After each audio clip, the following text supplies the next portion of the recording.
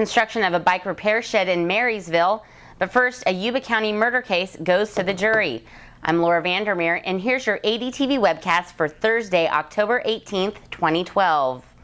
Jury deliberations have started in the case against William V. Silliman, who's accused of playing a role in a New Year's Eve homicide in Marysville.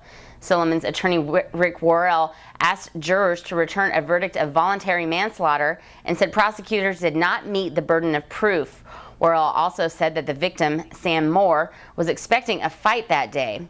Deputy District Attorney Michelle Cook said Silliman was, quote, in this up to his eyeballs, and said that he was guilty of murder for a variety of reasons, including providing shooter Marcus Hume with a murder weapon and planning an attack. She said Silliman and others likely didn't know that Hume would shoot Moore that day, but that it was the natural consequence of going armed to a fist fight.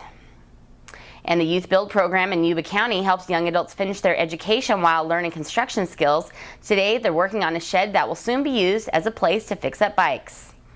We had a shed that we were going to use as a bike shed, but it's too small. So our youth builders are using it as a construction training site, and they're enlarging the shed.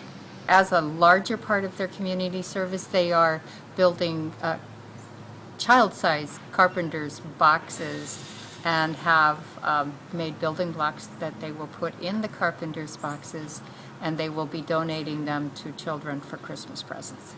It's a Department of Labor program, and they have certificated training all the way through. It's hands-on with me in the construction.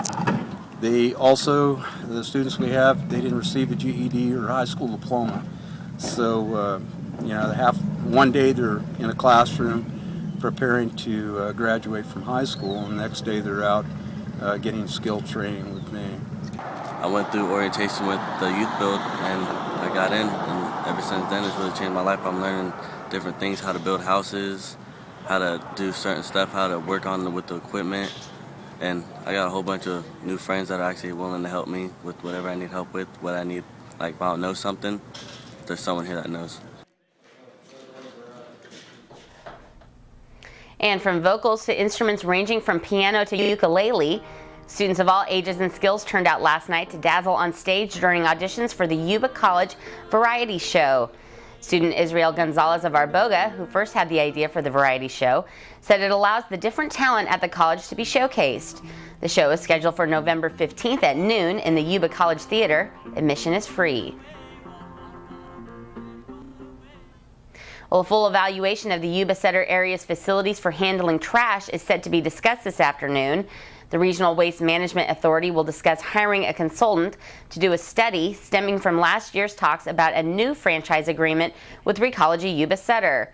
Recology officials said they welcome the study, but they expect it will find what the area already has sufficient. Reporter Ben Vandermeer is going to that meeting and will have the story in tomorrow's paper. And the Battle of the Bell is set for Friday between Lyndhurst and Marysville high schools. The matchup is resuming this year after being canceled last year after Lyndhurst football players were accused of vandalizing the rival campus. AD Sports writer Jimmy Graven has more with Indians coach Colin Meyer.